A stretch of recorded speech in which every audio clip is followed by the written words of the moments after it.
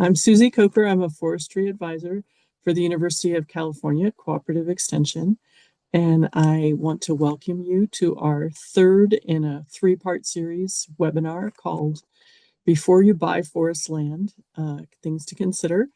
We've had sessions on forest ecology and forest land ownership, forest access, fire was our second session where we talked about fire risks and things to know as a potential landowner. And so tonight is our third and final session. And our whole webinar series has really been focused on the concept of providing information to people who are hoping to become forest landowners and perhaps actively buying to help them think about things that would be good to know in advance of purchasing. And so tonight we're focusing on financial aspects of owning forest land, and we have a great set of speakers. We also have forest landowners themselves who have agreed to be part of a panel to give you input and reflections on their experience and the financial aspects that they've experienced as landowners. So without further ado, I'd like to go ahead and invite our first speaker, Jacob Harrower, who's a registered professional forester and who has worked with our forest stewardship program. And we've asked him to answer and talk about income generation. If you are thinking about forest land, how should you think about the potential of making an income on that property? So, Jacob, if you are ready, I'd love to turn it over to you. As Susie said, I'm a registered forester. I own FRM, and we're forestry consultants, mostly focusing on small land ownership, so under 3,000 acres and usually under 1,000 acres. So the whole goal is to, address how we can help small forest landowners. Afford their property, conserve the forest there. And, part of that is incentivizing, figuring out ways to generate income with the property, as well as, there's grants, there's all these other supplemental things you can bring in. But today we're going to mostly talk about, timber resource and looking at that as a means of stewardship and to achieve your goals and how to use that in a way that achieves your goals and both sustainably sets up a plan for the future. So I'm going to try to be brief and kind of jump into this here. So um, that's my contact. So let's see here. So yeah, that's the main purpose. I kind of went into that a little bit. This is a stand here that, we utilize some timber harvesting in order to pay for a fuels treatment in another area. This was the fuels treatment, but it wouldn't have been possible without the timber harvesting resource that applied, some money into the landowner's pocket to put back into the land. And that's what they wanted to do with that. That was part of their whole goals. So this was a kind of lop and scatter approach that we did. Came out pretty clean. And then we're going to go back and burn it as well, do an understory burn. And we thinned it out nicely so that we can do that. And then we did timber harvesting around the edge. So that'll really keep the fire in. It gives us a good fire line so that, around the neighboring parcels, we were able to really get a good control line utilizing timber harvest to do that. So even if the fire, let's say it escapes, which it probably won't if we burn it at the right time of year, but we have a nice break in the aerial fuels for that. So, um, that's just an example of one set of objectives. So yeah, look, the economic benefits of forest management. So there are numerous benefits. You can use timber revenue in order to set about your management regime and achieve the goals that you set in front of you. There's ways to harvest what you need at certain times in order to help pay for that property. There's tax incentives where you can lower your property taxes. Specifically, if you get these certain sustainable forest management plans, non-industrial timber management plan is an example that you can use to go and get the Williamson Act, which is another set of incentives where you can reduce your property taxes, which that's an important aspect to think about when purchasing forest land, because these are large parcels, and in this area, the value of land has outpaced the value of timber. So you want to do everything you can, obviously, to reduce that burden. So, and this is one way you can do that because essentially you're managing the forest as a whole, and you're showing that you're dedicated to conserving wildlife and large scale forest management. You're keeping that property as a whole. So it goes hand in hand with the conservation easement side of things, which I'm sure someone has spoken about that already. I can talk about it more if you guys need me to, but I think I'll move past that and for now.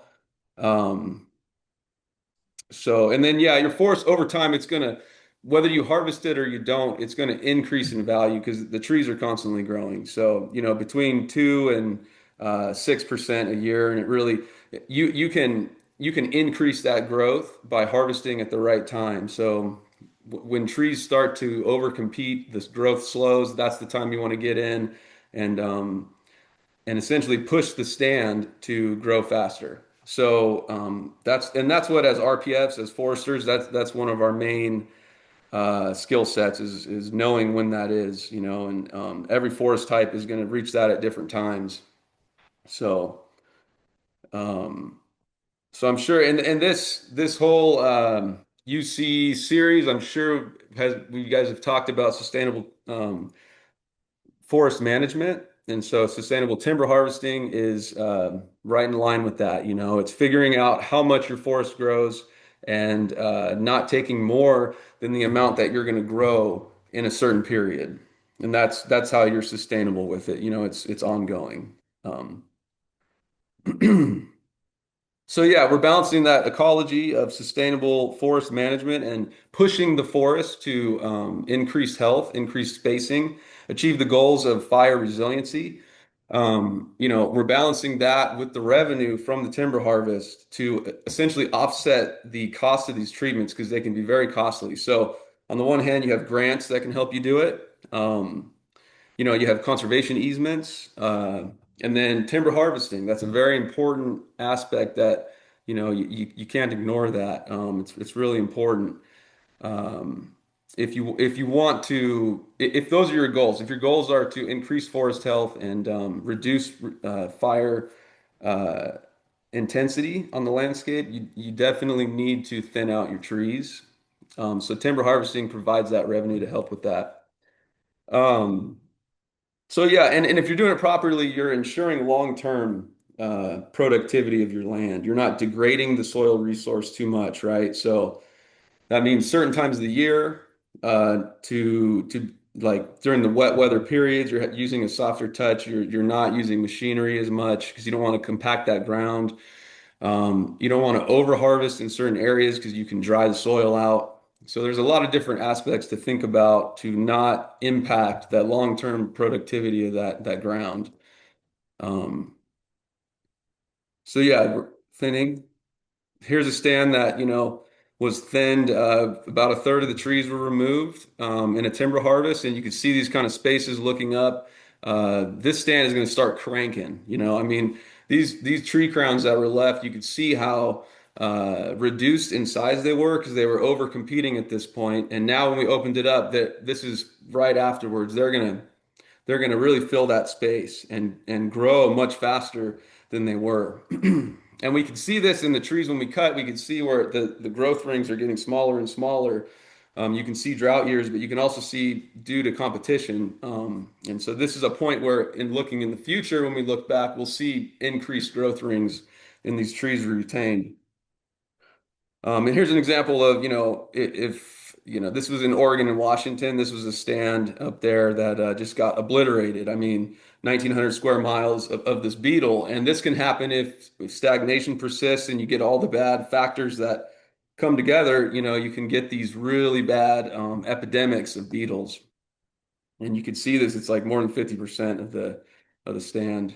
So we want to prevent that. Here's a stand that we cut a few years back. It's an oak woodland restoration. Um, and you can see if this is in the way, I don't know, but like this is the same tree right here. So we use timber harvesting to essentially drive this treatment. You know, it didn't cost anything in the end. And we were able to use that, any funds that were generated to masticate all these little dog hair firs that were coming up and essentially going to kill these old oaks that are in here. So I think this picture shows the contrast really well of what we're talking about with that. So yeah, you know, prior to buying forest land, I think the main takeaway that I want to put out there is to get a forester assessment. You know, it's really important. I've provided, there's a list here. I'll give you guys this.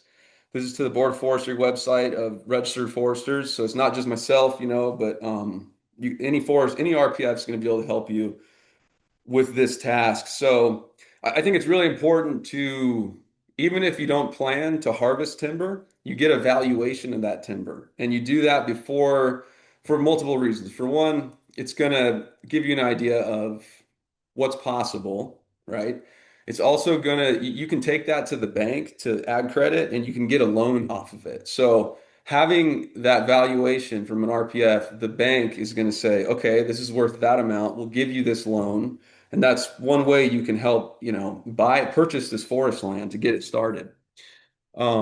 You know, and then also if you're going after a conservation easement, you need to know what the value of that timber is. So what we would do is measure the trees, get a really good estimate within like 5-10%, but 5% of the total volume. And then we would look at current market and then the past market and get an idea of what the potential value is. And then we use that to come up with a valuation for the timber resource on the property. So yeah, that's a really important thing that RPS provide, an important service RPS provide. You know, I also recommend utilizing the ACF Forester, Association of Consulting Foresters. So that's above the RPF. You know, it's essentially a group that's focused on ethics of forestry, and we continue education in the field. So we have to get those credits along with SAF, Society of American Foresters. So these are some of the I'm throwing these acronyms out there, but some of the credentials you can look for when looking to hire a consultant to help you. Some more about the ACF and if you have any questions about this, you know, you can reach out. I would answer any questions you have about what an ACF forester is versus not, or any of this that we've covered. And yeah, I just thought I'd end with this picture of my family and I. And yeah, so that is my presentation in a nutshell. And thank you very much for having me, Kim and Susie. And um, yeah, I'll hand it off. If you guys have any questions, we can do that at the end or whenever you think it would be good. So stop here. Thanks, Jacob. That was great. I think that we have some time for questions, but let's go ahead and have Kim present on the cost share programs, and then we can talk about things after that. So, Kim, go ahead. So, hi everyone. My name is Kim Ingram. I'm the Forest Stewardship Education Program Coordinator for UC Cooperative Extension. So, Jacob talked a little bit about the ways to meet your stewardship goals and objectives, including receiving income from your forest through sustainable timber harvesting. And I'd like to talk a little bit about a few of the financial assistance programs that you can apply for that can help you meet your management goals and objectives, no matter what they are. So there are several cost share programs provided by federal, state, and local agencies. They cover a variety of management activities for forest health, fire resilience, and restoration goals. In most cases, a registered professional forester will need to be involved, and you can either hire one yourself, or in some cases, they are housed within the specific agency that you might be working with. It's important to remember that these are cost share programs, meaning the landowner must pay for the work up front and then will be reimbursed for a pre-agreed upon per acre rate.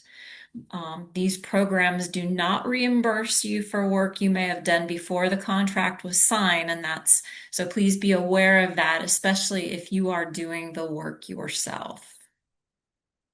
And these are just a few of the examples on the federal side, the NRCS EQIP program, also Farm Service Agency's Emergency Forest Restoration Program, the U.S. Fish and Wildlife Service's Partners for Fish and Wildlife Program, and then through the state, we have the CAL FIRE CFIC program, and then several regions in California have resources for cost share programs as well. And for example, if you own property in Lake, Mendocino, Napa, and Sonoma counties, there's the North Bay Forest Improvement Program.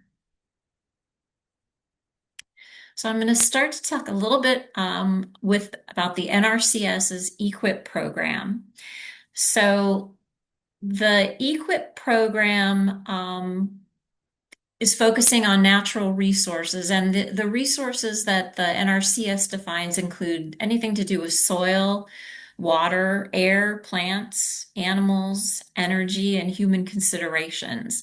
And so they want to encourage activities that address any resource concerns affecting those resources. So a resource concern, as identified by the NRCS, is any type of expected degradation of the resource based to the extent that maybe sustainability or the intended use of that resource is impaired.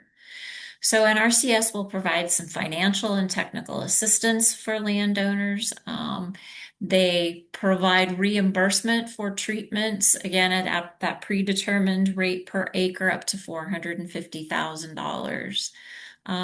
Money received through cost share programs should be reported as income on your taxes, and you will receive a 1099. It's also encouraged that you should report your expenses. And we, of course, are not tax professionals. We just know that little bit. So we encourage you to please talk with a tax professional. But some of the practices that the EQIP program covers, site preparation and reforestation if you've been impacted by wildfire, vegetation management such as thinning trees. Jacob showed some good picture examples of what that looks like. Treating stands that have been impacted by pest and disease, woody residue treatment such as mastication being shown in this photo, fire breaks, erosion control. There are many other practices also covered related to, again, soils, wildlife, and fish habitat, energy, and human considerations. So if you have an idea for a project in your property, reach out to the NRCS and see if it can fall under the EQIP program. Now, you would be entering into a contract if you decide to go with the EQIP program. And so there are a few things, such as you have to agree to keep the land in forest for at least 10 years. The NRCS staff will take care of the environmental evaluation, which is great.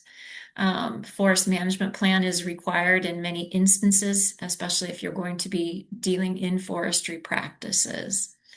If you plan on doing the work yourself, which is a possibility, please be realistic about your resources and your ability to get the work done, because the contract does need to be completed within that 2 to 3 year period.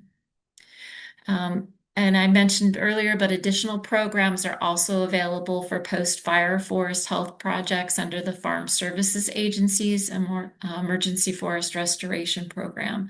So contact your local NRCS office for information and assistance on that. The next program I want to briefly talk about is CAL FIRE's California Forest Improvement Program, or CFIP. Also a cost share program with goals to maintain or enhance forest resources. CFIP can provide funding to actually develop a forest management plan, to pay for foresters to supervise the work being done, and also many of those same activities we saw through EQIP. So site preparation, vegetation management, timber stand improvement, fish and wildlife habitat, oak release, that sort of thing.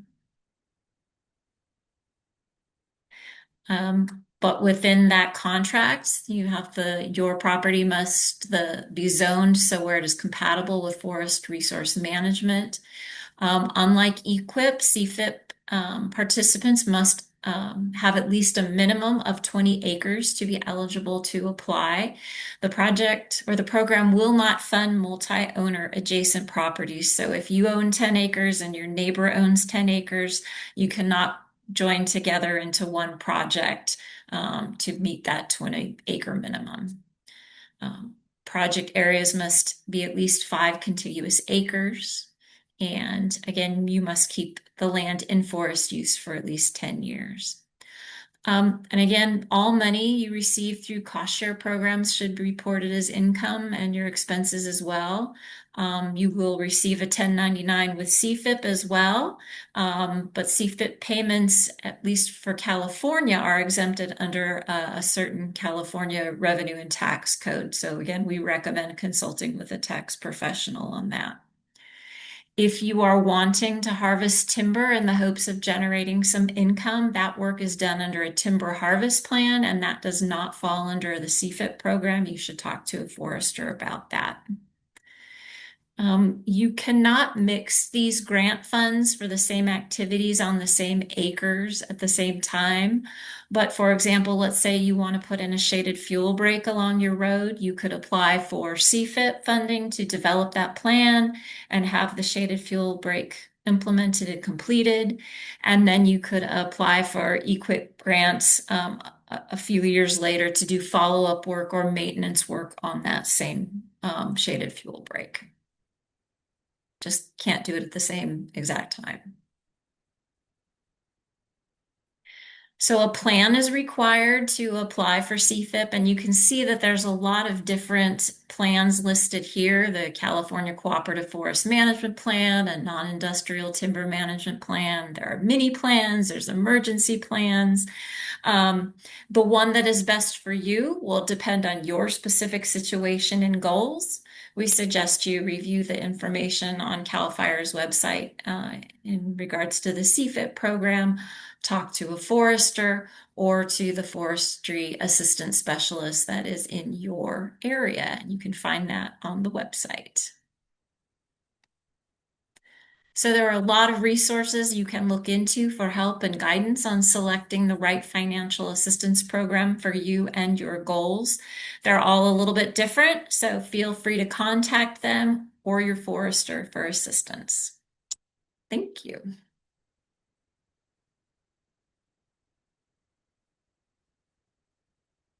Thank you, Kim.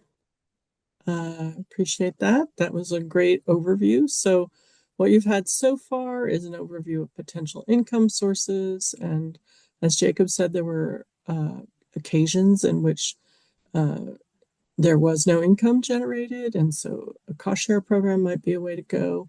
What I wanted to do now is bring in our panel of forest landowners. So we're very happy to have 3 folks who volunteered to be reflecting on these issues with us on this webinar. We have Chris Van Hoven, John Williams, and Stacy Murphy. And we have sent them some questions to think about. And so I'll just list some of the questions that you can reply to if you're interested or have something to say. I'll start with Chris, if that's okay. Sure. We asked, before purchasing forest land, did you see your trees as a way to generate income? Have you generated income? And what does that look like? Have you ever used a financial incentive program? And what advice would you give to someone who's pursuing an assistance program? So Chris, do you want to take it away and just introduce yourself a little bit and where your property is? Sounds good. My name is Chris Van Hoven. We own 430 acres here in Tuolumne County, just outside of Twain Harte. This has been a family property in the family since the 1920s, and we own the property. My spouse and her two siblings own it as a cooperative tenants in common property. So, and we live on the property. My wife and I live on the property, and I'm basically the forest manager. Is basically what's going on here. So we moved here in 2019 permanently, and yes, we have a couple different things have gone on.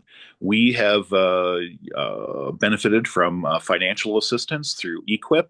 When we first got here, we went through the whole process of getting an EQIP grant, part of that program to take down beetle kill, and we were the property was hit fairly hard with beetle kill, and there was enough that we had certain areas in the property that needed to be treated and take down standing dead and to minimize further damage.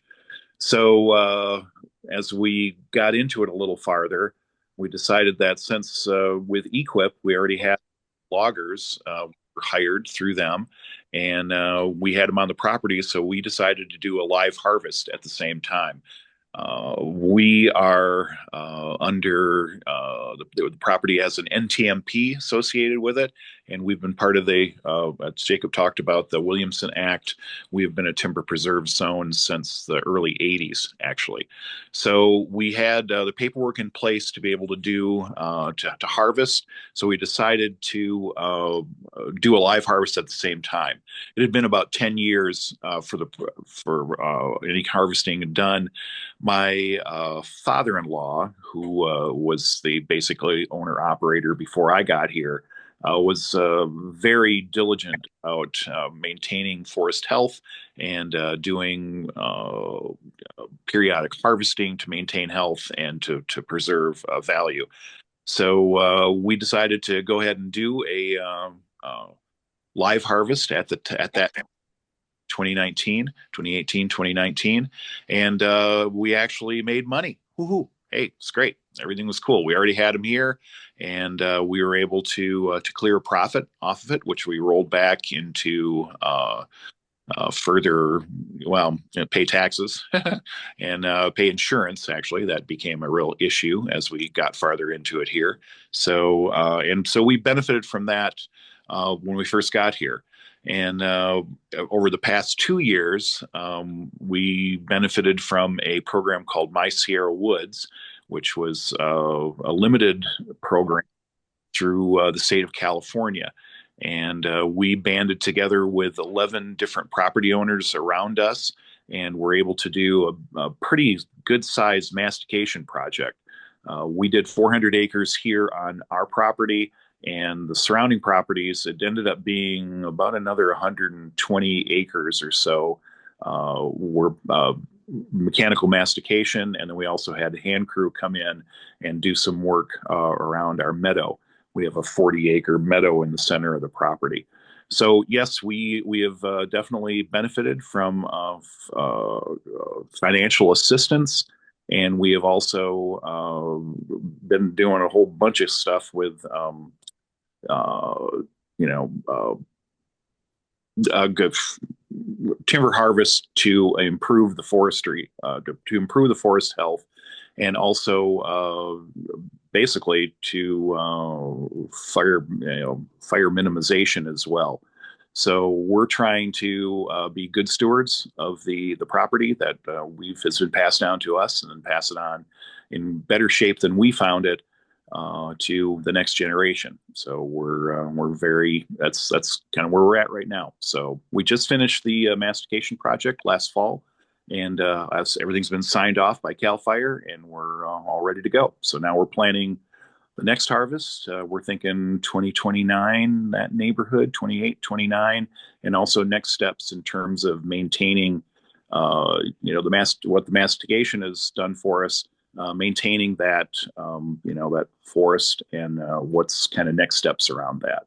And we do work with a RFP, a registered forester, actually the original forester that I started working with did the NTNP back in let's see, 1999, actually, in 98, 99. And so we had a good history with the property and knew what our goals were. And now he's since passed away, but we've transitioned to another forester, and we're looking forward to the future. Thanks, Chris. And it looks great. We did a field day with you out there this summer. Yes, you did. It was big fun. It was awesome. It looks great. I'm really pleased. Really pleased.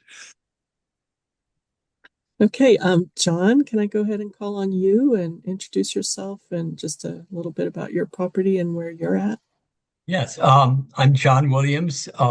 I've been a professional forester in California for, goodness, 60 years. I've worked as a consulting forester with a large company that is now out of business, Hammond, Jensen and Wallen, and as a part. For 25 years, I managed a 30,000 acre redwood timber property for the clients in the little town of Wallala up on the north coast, right on the boundary line between Sonoma and Mendocino counties. And then when Hammond, Jensen and Wallen went out of business, one of my colleagues and I bought the forestry division, and in 1990, about 2000, and had been running that as our own company, Environmental Resource Solutions, for until I retired about 8 years ago. And the company is still in Sebastopol now and actively working on many of these kinds of products. My wife and I purchased originally in 2012 15 acres of redwood forest land in Occidental, and when I saw it, I mean, it immediately I know I'm a forester. I look at trees, and it was uncut forest land since it had been clear cut, I guess, around 1890, and then heavily logged in 1968, and hadn't been touched since then. And then when during COVID, we didn't have anything else to do, so we bought an additional adjacent 12 acres. So we now have 28 acres of forest land. And on that, we have done a timber harvest. We cut 223,000 board feet, which is approximately a third of the standing basal area, and which generated a revenue of $265,000 with $140,000 of sale expense. So we had about $125,000 profit on the first entry, and it's on a non-industrial timber management plan, and the schedule is to come back in 20 years and basically do the same thing. We have done a number, actually, of programs with mostly with EQIP, and one with the North Bay Forest Improvement Program, and they do more than just the mastication and things we're talking about.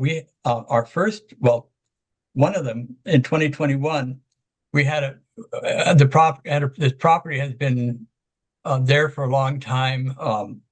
In fact, I think Meeker's original steam-powered sawmill was supposed to have been located on one corner of this property.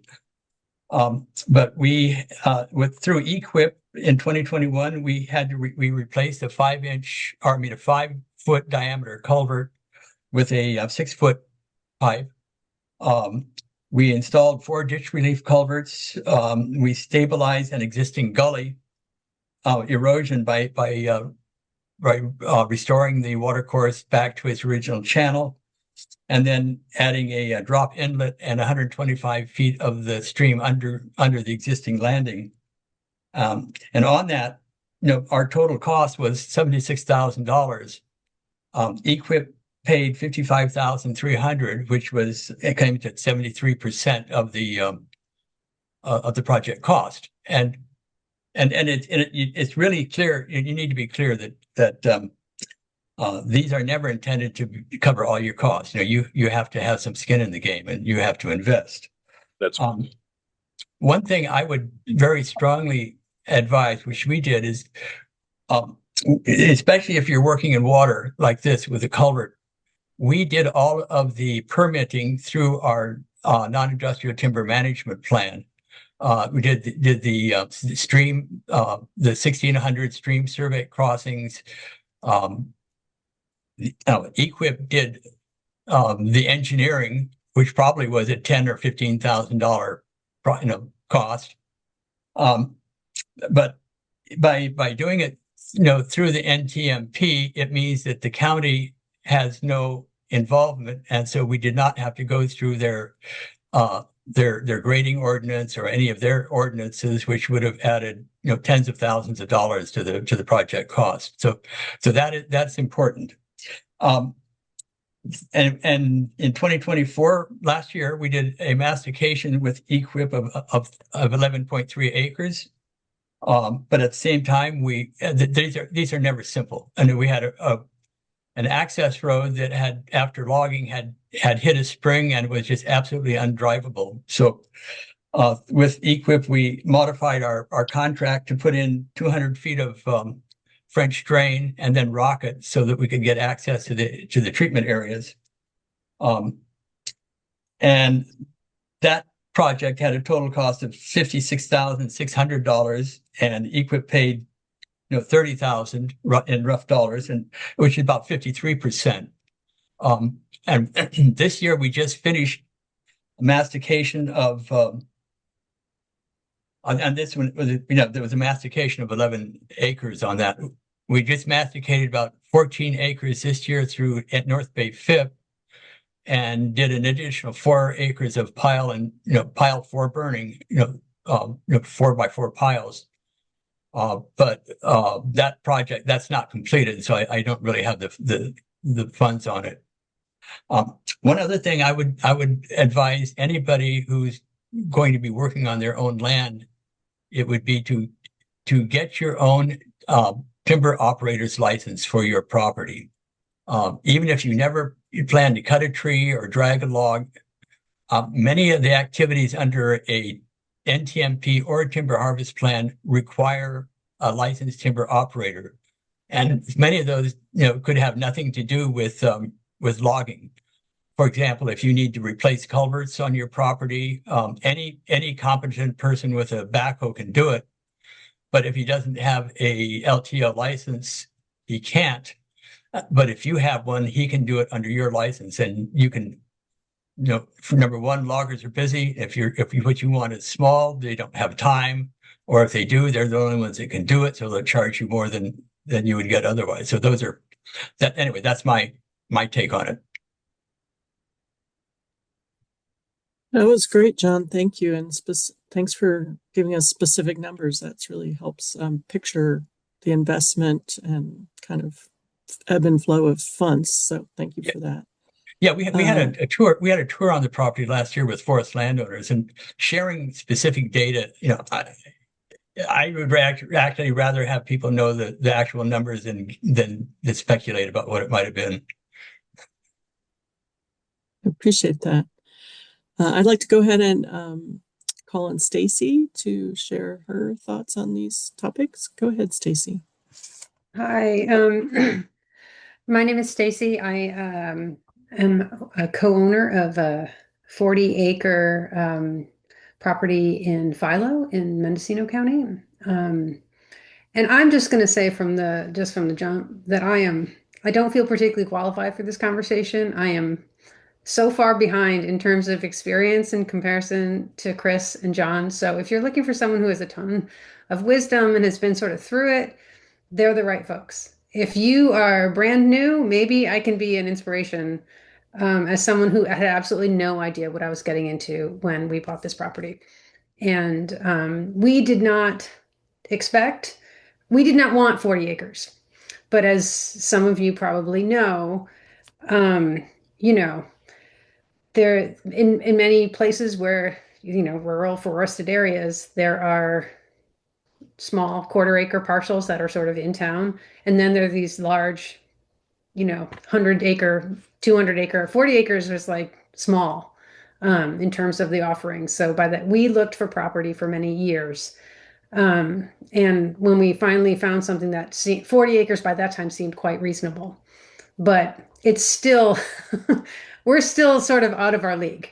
I'll just fess up. So when we learned about the opportunity to take this forest stewardship class and sort of just, it seemed like this really wonderful opportunity to just get up to speed. And that's where we are. We bought the property just 3 years ago, so it still feels very brand new. And I will admit that we just had not put much thought at all into what it meant to own and manage forest. And I think, our property is sort of 15 acres or so of oak woodland and grass sort of meadow. And then there's about 25 acres of redwood and mixed conifer. So, um, as soon as we started to learn, like it's never, I mean, it hasn't been thinned. There's been no management whatsoever for many, many years. And, we just took this class thinking that, oh, we'll just learn something. And by the time we finished this class, we were fully committed to being responsible stewards of this little property. So, which is for us is huge, but I know compared to other forest landowners, it's just like a little bit. But so where we are in our journey is that we've engaged a forester and we are in the process of developing a plan. And our intentions are really just to improve the health of the forest. It's just really, really crowded. There's tons and tons of over-competing trees. We are interested in just maintaining habitat and, for animals, just maintaining the forest. And we don't have any intention of, we didn't go into it with the idea of generating revenue, but if that happens, great. It's not, like I said, our relationship to the property from the beginning was sort of just, for enjoyment.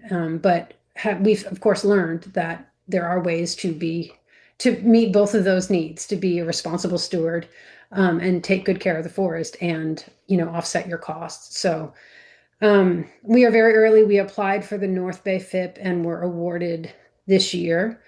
And so that will support the development of a plan with our forester.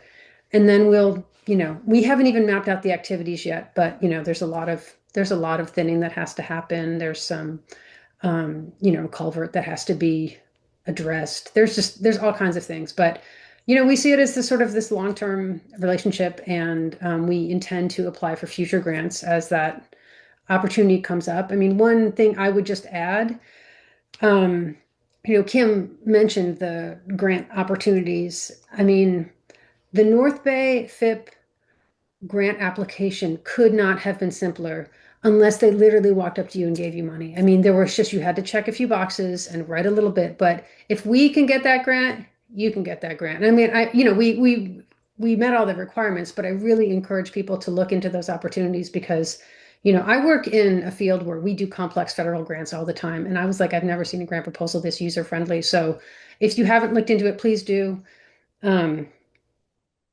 That's it. I don't know. Sorry.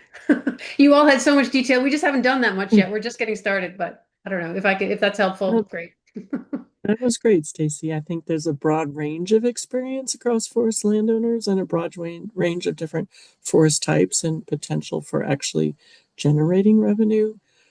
So I really appreciate you sharing that. And I think you're not alone. There's plenty of folks that I've worked with who really didn't give it much thought before they purchased the property. So thank you for explaining all of that. I'll move on to our next speaker, and then our third speaker will have a chance to bring the panel back. So with that said, I'd like to turn it over to our speaker about long-term planning through conservation easements from the Sierra Foothills Conservancy.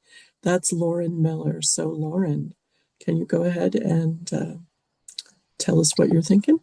To begin, I'm the conservation director at Sierra Foothill Conservancy. My name is Lauren Miller. I've been there for a little over a decade now. And Sierra Foothill Conservancy, or as I will say throughout the presentation, SFC, is a nonprofit land trust.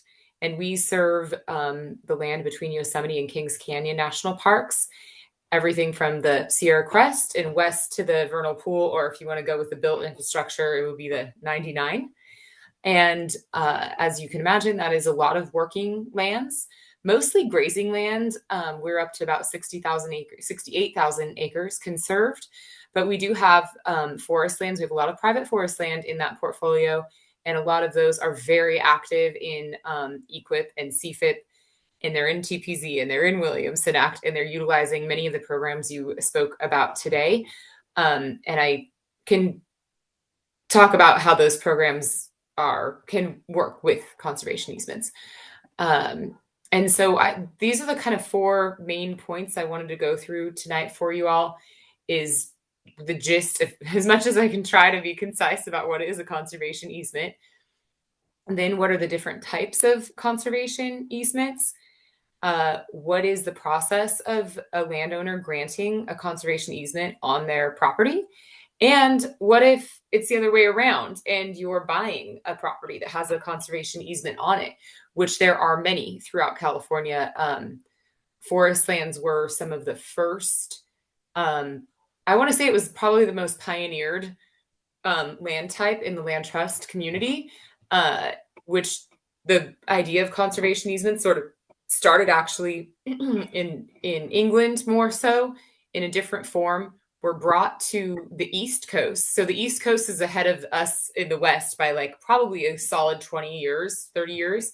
And they have a lot more private forest land and were developed much earlier on than the West. So they are kind of the pioneers of the American conservation easement movement, if you will. And they've got a lot more private forest land. And as we moved west, once development started to become a threat, conservation easements started to become the solution. And luckily, the land trusts of the West didn't have to reinvent the wheel. We were able to learn from those who had already done that in America. So most of the land trusts you'll find in California and in the West have been around 40, 30, 50, 40, 20 years, somewhere around there. And like I said, private forest land is probably one of the main conservation easement types throughout the West Coast, and works really consistently with the working land forest. So conservation easement is, you can go back, is basically a legal agreement that a landowner and land trust voluntarily choose to enter. The agreement itself is a document called a conservation easement deed. So that's the title of the actual paperwork. And the terms are developed by the land trust and the land trust or qualified entity. So sometimes it could be an RCD or other government agency. For instance, there are, federal forest legacy funding requires that CAL FIRE be an easement holder rather than a local land trust. So there are times when a land trust is not the conservation easement holder. That just happens to be the majority of conservation easements. And that document is, like I said, developed by you and your land trust or other qualified entity. And then it's recorded on your property's title, and it is there forever. That's the whole point. No, you can't get out of it. No, you can't buy out. That's the point, is that it's on your title in perpetuity. And I kind of try to think of it like to picture what it looks like in real life. It's not any different than when you look at your title report and you see that PG&E has an easement for utilities and the county has an easement over your property for a public road. In this case, you're granting an easement with the term conservation in front of it because that's the purpose to your partnering land trust. And that agreement, the conservation easement deed itself, the main points of it are that you are giving up or extinguishing, number one, your development rights. Number two, your right to sell individual legal parcels. Number three would be the right to further subdivide or or convert your land to a use that's inconsistent or more, intensive than what is already going on. Those are the main. There's nuances. It's all about nuance in our little niche world of conservation easements. And yes, they're tailored, and yes, they're negotiable. But those are the four main things. That said, does it mean that those can't be slightly tailored? We've, for instance, had large properties. There might be a couple siblings, and we might be okay with letting them, Jack take one piece and Jill gets the other when grandpa passes. So there can be exceptions to these things, but ideally that's what the land trust want. We want the unit of property to stay as a unit, right? We're trying to keep the integrity of the piece of land that we're protecting. And those are the main ways of doing it. So things like mining, things like, leaving a, development, or I'm sorry, things like mining or putting, other improvements or structures that are not consistent with the uses of the property, or consistent with the conservation values or the purpose of the easement that we agreed to with the landowner are not going to be permitted. Oftentimes too, there's a long-term management plan that accompanies the document. If you've got a forest land, especially a working forest land, with active management, you often are going to have a non-industrial timber harvest plan. Commercial harvest plans are permitted too, and commercial harvest is allowed on many conservation easements. There's hundreds of, conservation easements owned by timber companies rather, like Sierra Pacific and others. So they're really, really common in those areas. So if it's a good demonstration that these documents can still work on working land. And that's like the gist of what a conservation easement. It's super simplified, but basically that easement is on title forever. The landowner retains the right to the ownership of the property. So they have the ability to sell the property. They have the ability to encumber the property further with additional, easements, with a loan, but with the approval of the land trust. So you are entering a partnership for your lifetime, and then also for your children or family's lifetime and their heirs. And also, if you know that I'm going to sell this property before I retire, that easement doesn't go away, but you do have the ability to still sell the property, encumbered, as we would call it, with the conservation easement. Many things, don't require notice and approval, especially when you do have a long-term management plan or a non-industrial timber harvest management plan. Some things will, right? Like if you want to build a, large barn or something outside of your building envelope, but we got to make sure that that's going to be consistent with the uses or the purposes or the values and the terms of the easement. And that's why it's really important that you, you take your time when you do these projects, and you really try to think about the future as much as you possibly can. We're not going to be able to capture everything. And that's why it's great to have a management plan where you can put the adaptability of management practices into something that is not stale, like the conservation easement. So the conservation easement gets recorded on title, and just through an escrow process, like any other real property transaction. It's also really important that throughout the process, and particularly before you agree to enter any sort of binding agreement with your land trust partner, that you definitely check with, your tax person, your legal counsel. And I'll get into the money when I get into the transaction types, but those pieces are really important. And what will typically happen, I'll walk you through, like with a process with Sierra Foothill Conservancy, is that you would meet with us usually by phone call or email introduction. Typically land trusts don't usually actively approach folks. We have to really respect, the land trust, the landowner community. And we don't like to be like, hey, I'd really like to protect your land. It's just like, that would turn, as a private landowner, I'd be like, ew, no, So we're really used to people coming our way, and sharing their interest. And then we see if our interests align with theirs. We see if their property, first of all, aligns with our mission oftentimes I might get a call for someone who has a cultivated almond orchard and wants to stay in ag. Well, I'm not the right land trust, but there are land trusts out there that do that. If, or I might get someone who calls me that has a commercial timber property 2 counties away. Well, I'm going to call, the appropriate land trust. So we do exchange information and we'll get you with the right person. So we'll evaluate your property. We usually have a landowner application. We make sure that our visions are aligned and that your practices and the way you're managing your property aligns with documents that we would use. Then we kind of settle into reviewing the easement transaction types, which I'll get to in the next slide, or this slide rather. And then once we've settled on that pathway, we get approval from a committee or board to pursue that transaction type for you. And then once that pathway is chosen, we're usually entering into some sort of legally binding agreement, whether that's an escrow agreement, a purchase and sale agreement, a donation agreement, or a option agreement. Different types of structures will work for different transactions and different timelines for us to pursue that pathway with you. And then we're securing, if needed, any funding or other negotiations. We're developing the conservation easement with you. We're developing the long-term management plan with you if you don't already have an NTMP. If you do have one, we're making sure that the easement terms work with your NTMP and that they speak to each other.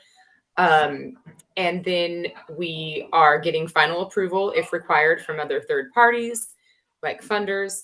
And then we are going to closing and everything gets deposited to escrow after signatures, and then it gets recorded and it's placed on the title of your property forever. And after that closing, we move into what's called the stewardship phase. And you are working with the staff at the land trust still, but usually with the stewardship staff who come out and monitor the conservation easement physically, or via drone, or via, a version of Google Earth for land trusts, in which we can monitor the condition of the property and ensure that it is in compliance with the documents that the landowner agreed to. So again, the easement deed, the long-term management plan, etc. And that goes on in perpetuity, that annual, review of the property. And it's usually done with the landowner. If we're going to do a physical site visit, the landowner is notified. We go out there with them. We get to tour the property together. It's our opportunity to mostly, catch up with them, check in with them, but also it's a great time for them to be like, hey, I'm thinking about, exercising that home, that second home in my building envelope. Or I would like to do, as the Smith fire came through the back 400 acres. And I really want to do a restoration. And we might say, great, like for instance, SFC currently has a $7 million CAL FIRE grant. And we're using that grant to implement forest health, fire hazard reduction, and post-fire restoration across maybe 3 or 4 conservation easement properties and one of the properties that we own as well. So it's really fun to be able to partner with the land trust because we have access to funding that landowners do not have access to as private landowners.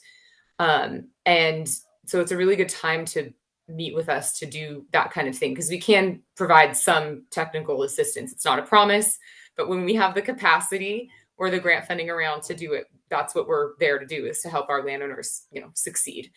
And should I pause for questions on this one section, or do you want me to finish and then have questions?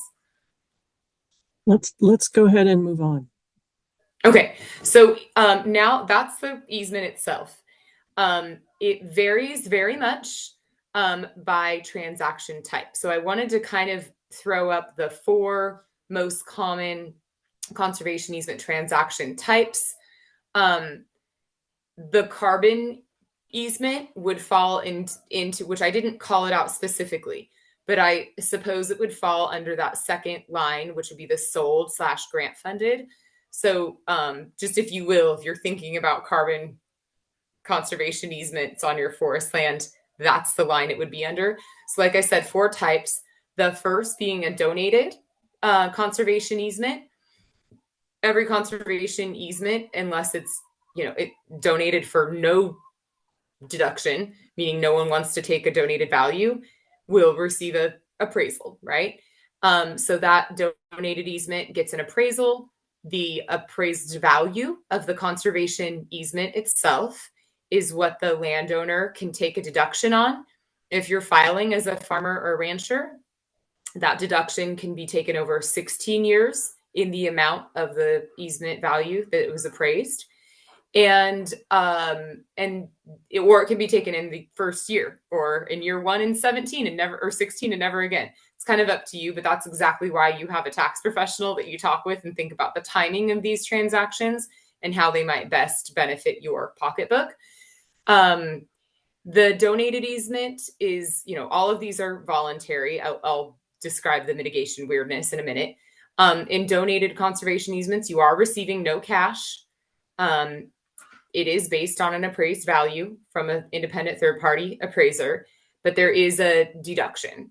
And like I said, that was what I was explaining, gets taken over 16 years. So that's really helpful for folks who have, a need for a deduction. It's a really nice way to do that.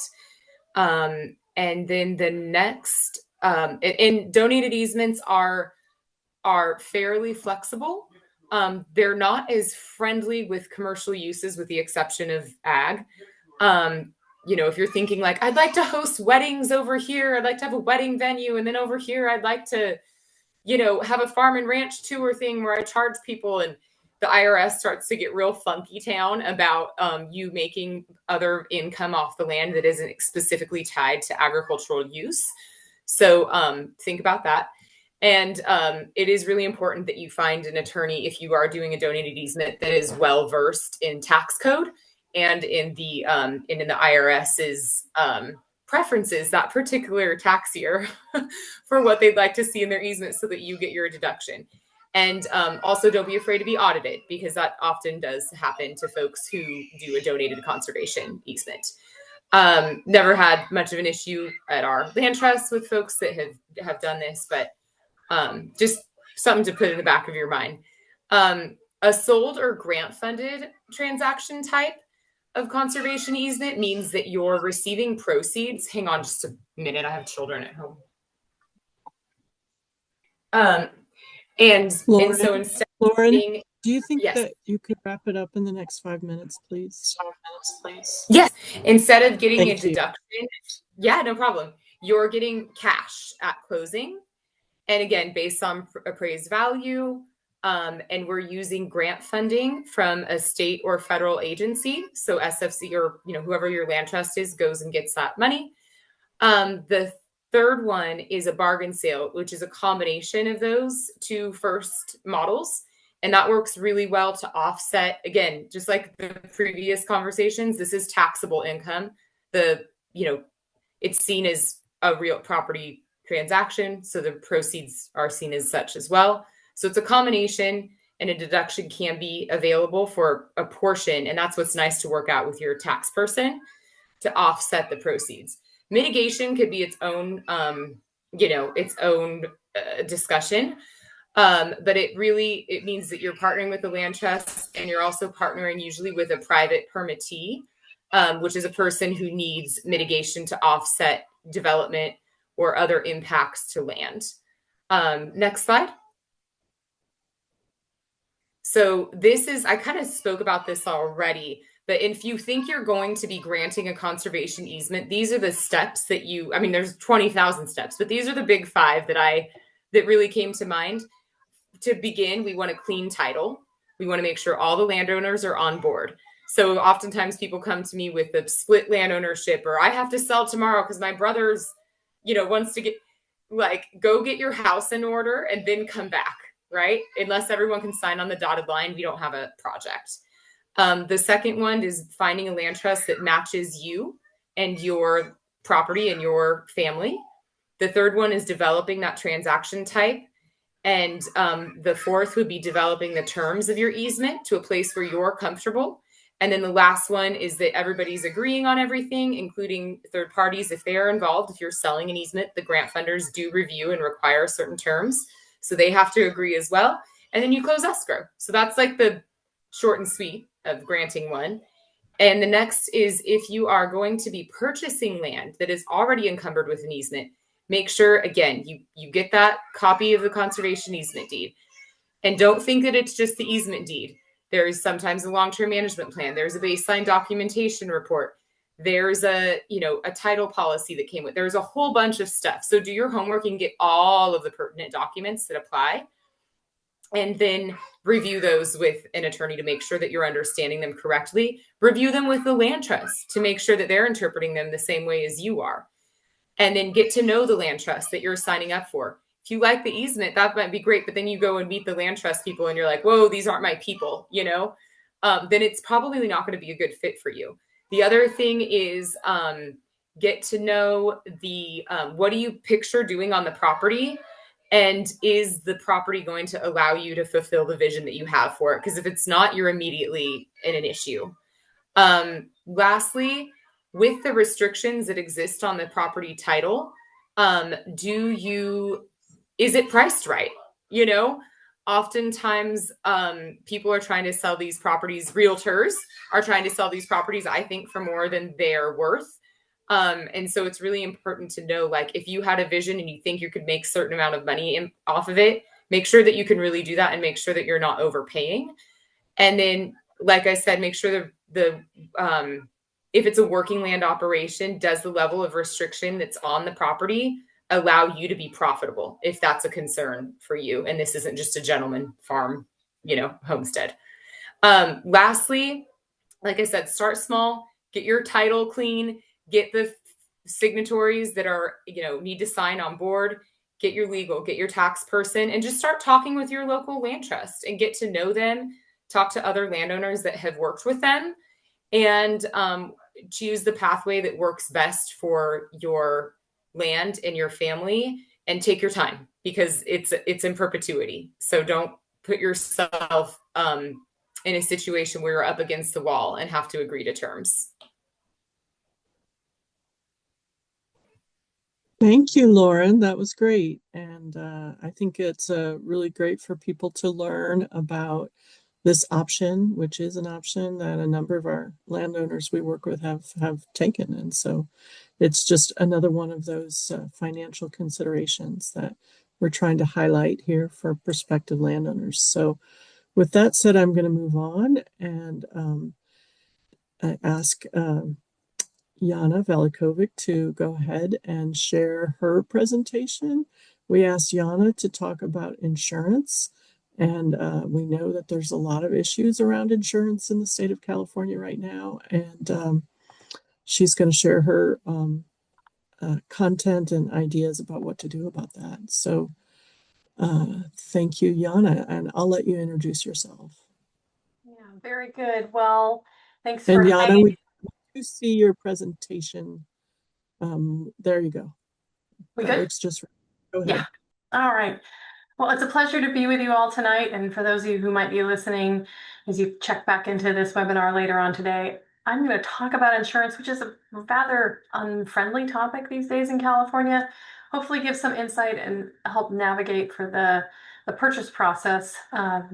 And I will say that I am a small landowner myself. I'm also a registered professional forester, and I'm Susie Coker's colleague in the forestry space. I hail from the North Coast, but I've dropped into the wildfire mitigation space and in the insurance space. So I know we're a little tight on time tonight, but hopefully I'll grab some curiosity, and I'll just say that it's a very evolving situation, and every month there's kind of something new happening. So in some way, I think my talk will be dated without too much time going on, but hopefully you'll get something out of this. So what I wanted to talk about is kind of the background on the insurance challenges in California. And, if you're buying forest land, you might be buying forest land that includes a house. So I want to talk a bit about the house component here, as well as insuring the land and operations, and then drill down to some types of activity insurance. And then, I just really want to tell you what the take-home message is. And that is that, the economics of forest land are not much different than the economics of buying a home, and that you really need to think about insurance as being a really critical component of this, and the insurability before you buy. Because if you're borrowing money to buy the property, you're probably going to need insurance for that. And this is a complicated moment right now. There are links between trees and structure loss, and so that has made insuring forested properties really complicated these days. I hope the situation is going to change, and I'm going to tell you how it might if things roll out in the way that those who've been working on this are trying to achieve. Relatively obvious here, the wildfire trends have really been a game changer. They started in 2017 in a significant way with the Tubbs fire in Santa Rosa, and they have just continued to roll and roll and roll. And the loss rates are just staggering. And, as we well know, this component of embers, which is the long distance transport of burning pieces of material, can be vegetation of some sort or some component related to a structure itself, are really upending how we think about fire, because you get to see places like this is on Palisades, where the fire can cross multi-lane freeways and end up in places you don't expect. Here we are right next to the beach. So that has made pricing insurance really complicated. So, just to say that the California insurance market has been and continues to be vulnerable to these large scale natural disasters. If we step back for a minute, we've had issues with earthquakes. And so stability was created when earthquake insurance was separated from a homeowner's policy. I don't think we want to separate fire from the homeowner's policy as a solution, but I just want to say that the insurance market has been working around some of these large scale natural disasters. This climate change related thinking has caused those that are in the insurance space to really start to think more carefully about how they can price the potential vulnerability that might come from a hurricane or a tornado, a flood, as well as wildfire. But where we sit today, there's a whole nother tangling issue, which we're just starting to hear about, especially out of the fires in LA this year. But the smoke damage component is really a new big and emerging challenge. How do you price that? How do you think about it? How do you anticipate where smoke might occur? How do you think about how big it might be? So it could be another tipping point in the insurance challenges moving forward. I hope not, but I just want to be thoughtful about how it may cause some challenges. So I want to give a little context. There's been a proposition that was put forward in 1988 that was passed and ratified by the voters of California. And it was really aimed to provide consumer protection and rate stabilization. It created the California Insurance Commissioner and gave the commissioner the authority to approve rates for property and casualty insurance. So that's an important piece in this. It also allowed members of the public to witness and participate in the insurance review process. So, a consumer protection oriented strategy. It has some interesting elements with it that have been really complicated at some level. And we've seen the legislature and the governor try and step up to fix some things that have come about. You also have probably heard a lot about the FAIR plan, and the FAIR plan is probably a part of your future if you're looking at buying forest land, especially one with a home on it. The FAIR plan came out of the riots and brush fires in Southern California in the 1960s. It created this plan of last resort, and the FAIR plan is in the association of all admitted insurers, and the costs are distributed among the carriers, which is really helpful to think about because it's different than how things have been set up in Florida, where it's the ratepayers that are really on the hook for the liability, the fiscal liability associated with their insurance plan of last resort. It provides fire insurance. And here's something that's really daunting to think about. It represents about 5% of all insurance plans in California, but it's growing, and exposure and liability are increasing. And in 2025, 9% of all new mortgages are backed by the FAIR plan. That is a significant growth, and we don't see that changing anytime real soon. So that means that more and more people are landing with some, insurance determined risk, and in essence, kind of putting more, if we're to put it in health terms, more people with health related issues in the same pool. And if you think about how health insurance works, you want a good population of young people who tend to be healthier than older folks so that you can kind of balance out the claims and maintain stability. With the FAIR plan, you've got a lot of folks that are in that category where they're in higher need. And so you're not balanced by those folks that have potential lower need. So it creates all kinds of issues, and whether or not the FAIR plan is capitalized is something of really significant concern. So just for background, I just want people to understand that if you end up with a FAIR plan offer, because that's all that's available, you're going to need to then add a secondary policy, which is called a difference in conditions policy. So to get comprehensive coverage, you have fire covered by the FAIR plan and liability, theft, water damage, those kinds of things on your difference in conditions policy, sometimes called a DIC policy. You can guess the acronym there. Together, you bundle those together to get comprehensive coverage, and this is associated with a home.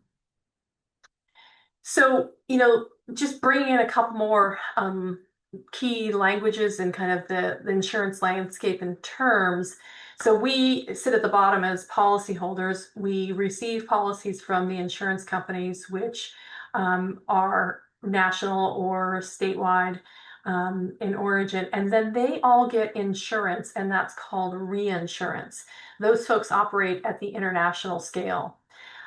I bring this together because what's happened is the reinsurers are also thinking about their risk, and they are increasing rates and costs on the insurers that we are also underneath.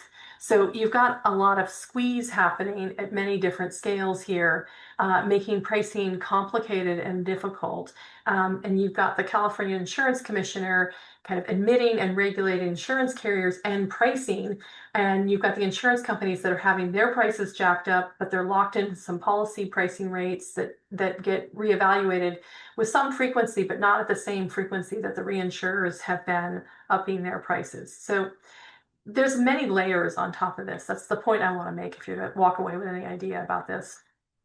So the insurers have been trying to make some demands. They've been wanting to pass through some of those reinsurance rates. They've been going up 25 to 40% for the last several years. They've wanted consumers to take on a share of the liability of the FAIR plan. And importantly, they've been wanting to use forecasting models or catastrophe models to help inform rates. Prior to what has changed in the last year, they have been limited to sort of looking backwards to see what losses have been and using that to speculate what might be going forward. And while we use catastrophe models for earthquake, they've been not allowed in this space. And so they've been wanting to be able to use more data, more modeling to be better at pricing risk. So I'll fast forward in a second and tell you that they've been authorized to use that forecasting model or catastrophe models going forward. And so what has come about in 2024, and we're about to see this was passed in 2024, created the Sustainable Insurance Strategy. This is how the insurance commissioner has been trying to address the issues, is that the strategy is really trying to increase availability and access. So one of the hooks is that the strategy seeks a commitment from insurance companies to write a minimum of 85% of their statewide market in wildfire distressed areas. You can then sort of slash forested areas. So they're really trying to say, we want to see a way that we're going to be able to get people off the FAIR plan. So the goal is trying to sort of price more fairly and be able to navigate more clearly what the risk is. And they've also done some work that's modernized the FAIR plan, giving some higher coverage limits and kind of helping a bit in a number of spaces that I think we're all interested in. Now, this was what was approved in 2024. What we're just seeing is the first manifestation of these pieces coming forward, because the insurance companies are putting forward their rate plans for review right now that take into consideration a number of these requests, and will be able to better look at that risk assessment in a more nuanced way than they've been able to do that before. The insurance commissioner also created something called Safer from Wildfires, which is a system to, in kind of a sandwich order way, allow insurers to pick and choose elements where they might offer discounts. And so they've bundled it into 3 different ways, both thinking about the structure, then the defensible space or fuel reduction. We've heard some about that over the last couple of sessions, as well as how the community works together. And so what you're starting to see, and if you look at your current insurance plan, you might see some discounts when you look at the rate sheet on the back end of it that are related to some things related to home hardening. So a good roof, the 5 feet of non-combustible area around the home, including attached fences and gates, the vents being upgraded so that they don't allow the passage of embers and flames, double pane windows, enclosed eaves. And then, moving into the defensible space component, thinking more clearly about how the structures are surrounded by fuels and making sure that those fuels have been mitigated to give some breathing room and fuel reduction around those structures to prevent direct flame contact near those structures themselves. You're also seeing that there's a recognition that when communities work together, that should be counted. And so you'll see some discounts associated with FireWise designations. And so we have now 1,000 communities in California of various different sizes and configurations that have been bundled together by their own personal choice to be able to say, we really want to work and address these related fire mitigations, and we understand that. And as a result, they're getting some reward for that. They're relatively small rewards at this point because we're seeing, reinsurance go up and the cost of rebuilds go up and, all these things. So the discounts are kind of coming right as prices are also rising. But I think we're going to start to see that hopefully level off. So I know I'm moving fast here, but there's just sort of a lot to think about. And what I've been trying to do is kind of give some context to how we got to this moment. So when you're thinking about buying a property, whether that's a home on its own, or whether that's a home with Forestland, or whether that's the Forestland itself, being fluent in this fuels fire dynamic is going to be really to your advantage. And thinking about, what's within your control and whether a particular property comes with a lot of work that you can handle or can't handle. Because as you take on this stuff, everyone kind of understands now the liability associated with properties that have a lot of fuel related issues. So, kind of just keep that in mind.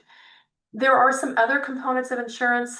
General liability is an example. So I used to have a liability policy, really just because I sort of complex. I had a couple different properties and I was just kind of worried about my own exposure. That's the same type of kind of general liabilities you can get for a ranch or forest. And it's kind of that umbrella policy that covers outbuildings, infrastructure, equipment, kind of other related issues. The challenge with liability is it excludes some fire suppression, some wildfire damage, and some accidental timber trespass. So it doesn't give you everything, but it can help fill in some of those gaps that could be useful for you down the line.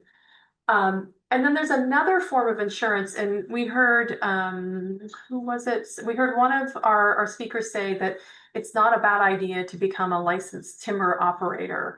And so licensed timber operators carry something called Loggers Broad Form B. And if you were to become a licensed timber operator, you could also seek this type of insurance. Conversely, if you're having someone work on your property, you want to make sure that they add you as an additional insured. There's really no cost to add you onto their plan, but it's just good practice to make sure that you are covered. The one thing to keep in mind, though, is it generally excludes prescribed fire. It didn't used to be that case, but it has moved to that component where prescribed fire is excluded. So that's a bit of a disappointment. So you're kind of bundling these different types of insurance to get to that broader comprehensive coverage in this component of the wildland, the forest land, as well as, you know, a place where you may have a home and other buildings associated with that property. There is some bright news, though, in the prescribed fire world where, and I know we've talked in this program some about the benefit of prescribed fire, but there's now something called the Prescribed Fire Claims Fund. And when you work with a burn boss and you have an approved smoke management plan, there's the option to basically get into this $2 million claims fund to be able to go through with your project. So there's a bright spot out there. I just clipped the cover of the Prescribed Fire Claims Fund program because you can see in this calendar year, we've got 90 approved projects representing about 18,000 acres. There's been no claims. In last year, there were 157 projects and about 17,000 acres. So there's some good bright spots here. And, you know, I don't want to discourage you from using prescribed fire. I think it's really important in general to be able to have that tool in your toolbox. I'm going to just flip to say, I know we don't have a lot of time here, but I just want to give this sense about pathways and transitions and this idea that, you know, thinking about how you manage the fuels is also about how you manage the transition of the potential of oncoming fire towards your structure. And so, you know, there's a lot to this space. I just want to hint at, you know, the broader goals around home hardening and defensible space work is really about hardening the structure and breaking the wick from which we can see fire come through the wildland towards our communities, towards our individual homes. And there's a lot that we can do to be able to kind of manage that risk. And while this looks like more of a suburban concept, I think many of us, when we live in the more rural areas, we often have a compound of structures, a barn, a pump house, a firewood shed, some kind of equipment shed, and the main house.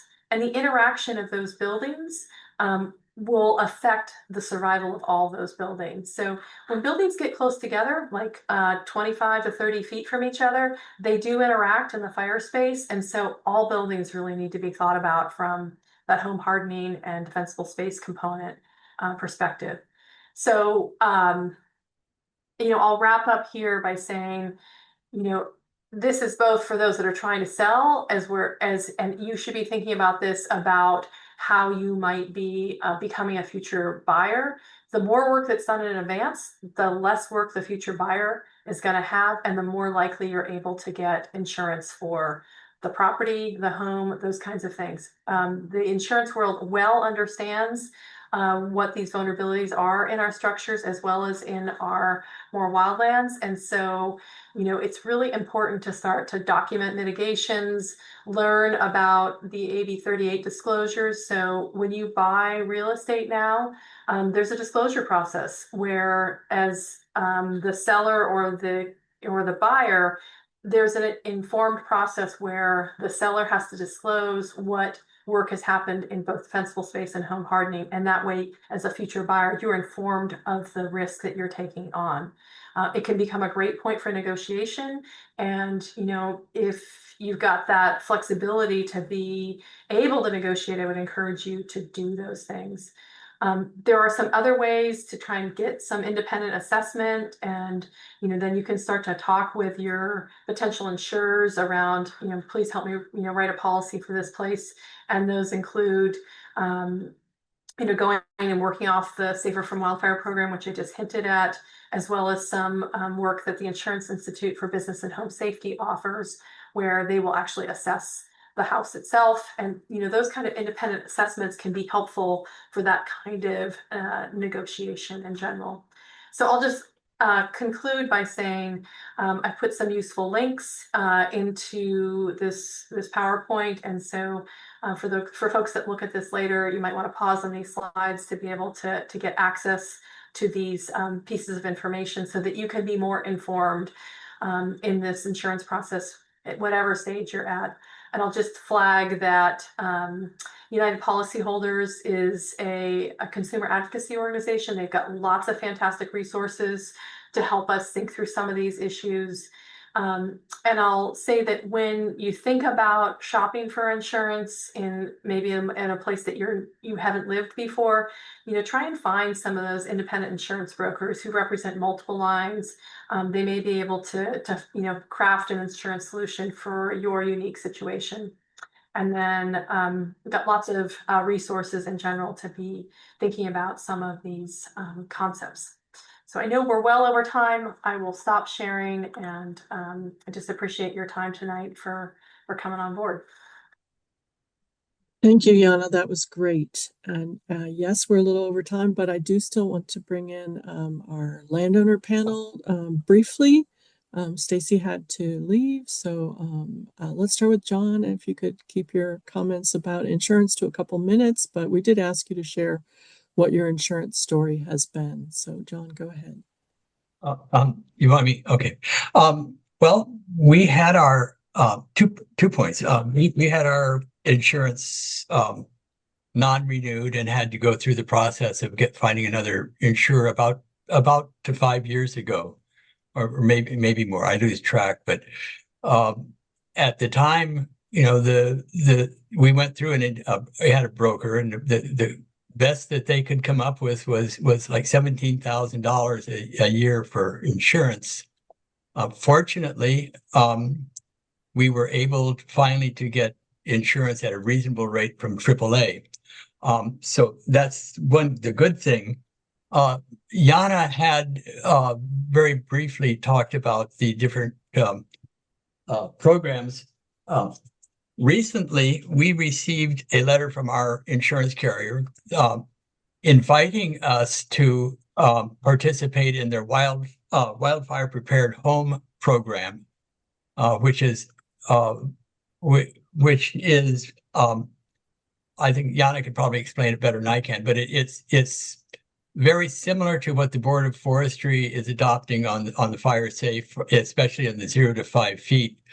But it has about 16 different points. I had a video review of our property yesterday, and we passed maybe about half of the points, and they're very, very specific. And the way their program works is you either pass it every point, whether you have bare mineral soil, vegetation, all these vents, everything is pass or fail. It's yes or no. And if it's no on any one of the 16 points, then you fail designation.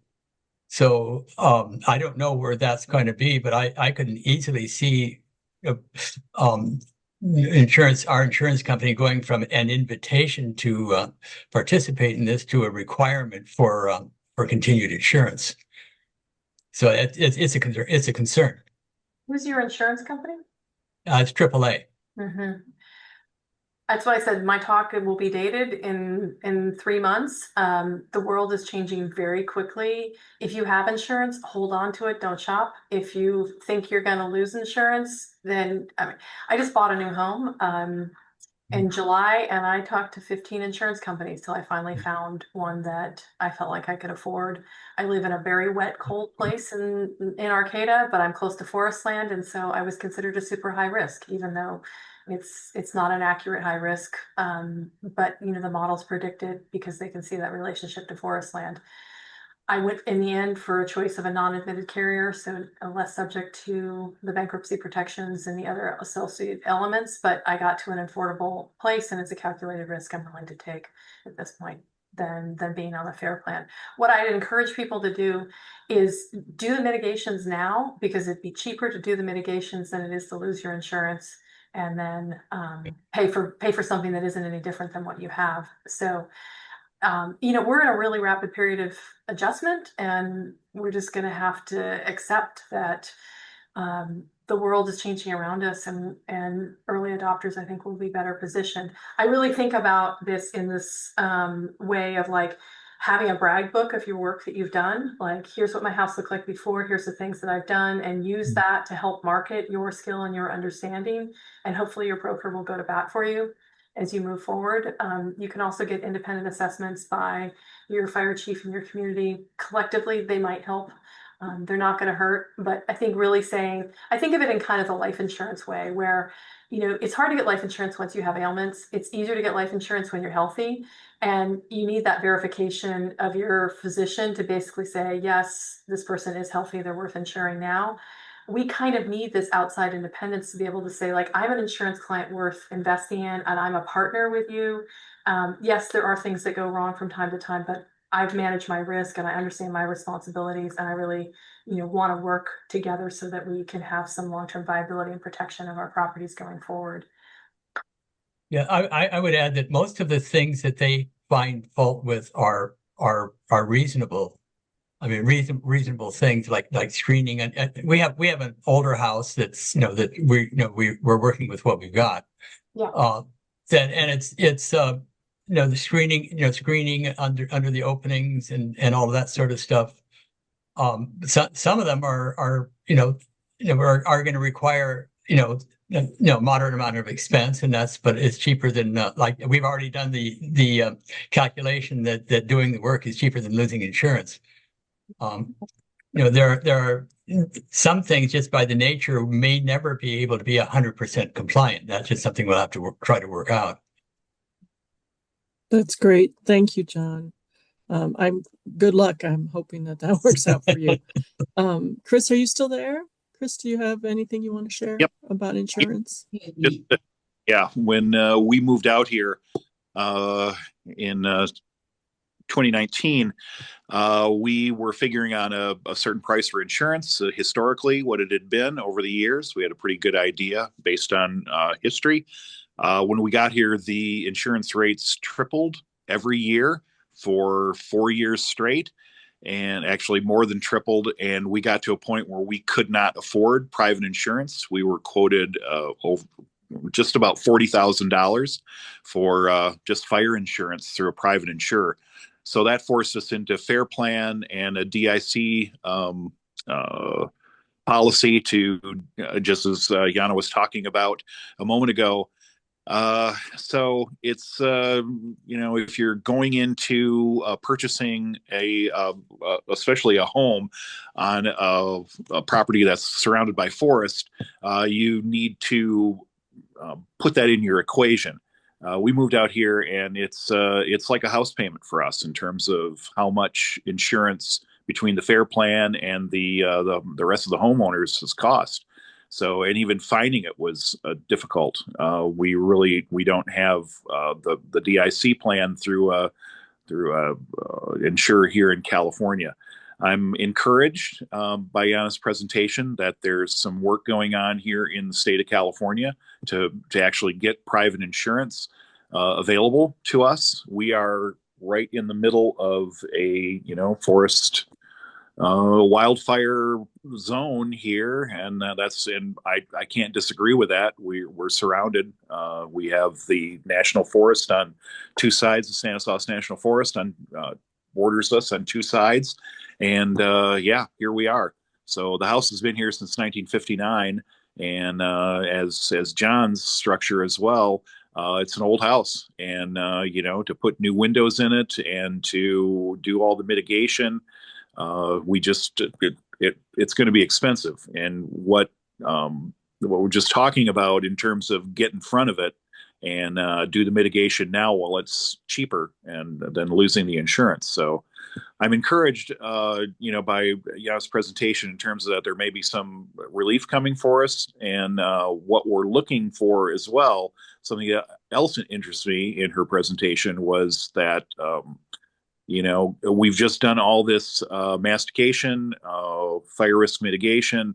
Is that going to translate into some kind of insurance reduction for us? Good question. I've got all sorts of notes here in terms of I'm going to start taking a look, see what we might be able to do, and if there's something that through Fair Plan we may be able to do some mitigation around the structures as well. So we have a home, 3 cabins, a barn, and all sorts of structures on this property. And that's all taken in consideration in terms of what the insurance rates are. So we are insured, but am I happy about how much it costs? And do we have many options? No, no, not at all. That's it in a nutshell. If I could tack on one idea, Chris, I think you reminded me that it's really worth saying. I spent a lot of time in the post-fire investigation space looking at how mitigations perform and whether or not they make a difference in survivorship. And let me just say a resounding absolutely. Like there Yep. are so much that you can do to manage the risk to those structures.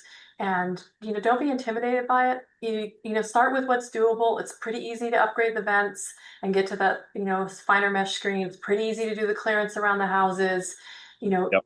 you know that the roof really matters, and that's a harder investment to get to.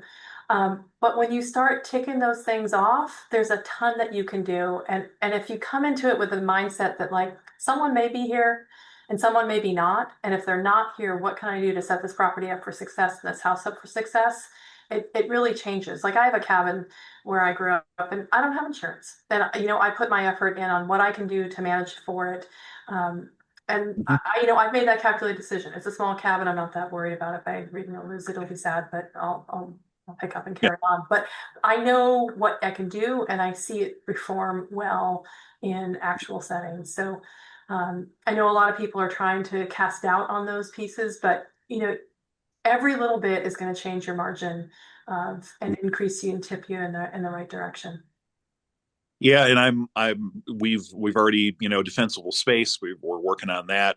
The vents is something I'm right on, right on top of right now, and clearance around that.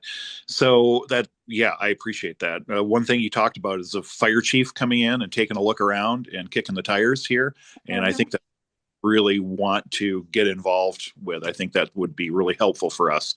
And a couple of years ago, Fair Plan sent out, here's a list of things that, that you need to mitigate, and you may be able to get a rate reduction off of it. And I think I'm going to take that a little more seriously in terms of, hey, maybe we should be doing this stuff. The windows is a big deal here. They're single pane and, for heating and all that sort of good stuff, but survivability of the home as well. So that's it's good advice. Thank you. I appreciate your presentation. It's very cool. Thank you. Thank you all. I think we got a great overview of a lot of the financial opportunities, risks, and issues going on Forestland here in California. So I want to thank everybody who spoke and who was part of our panel. This is our last in the 3-part series of Before You Buy Forestland. What we're going to do is put our recording online. We also have a number of resources to share with you. We have a series of newsletters that went out to people with additional links that we will send in an email to everyone who registered for this webinar. And one of the products we developed is called Before You Buy Forestland Checklist. And so that includes content from all 3 of our webinars of things that people should think through before buying forestland, and a kind of a checklist system so that there's the ability to, kind of check off what you've thought about and what you've investigated as you're shopping. So look for that to come. And I think with that, I will just close the webinar and say once again, thanks to everybody.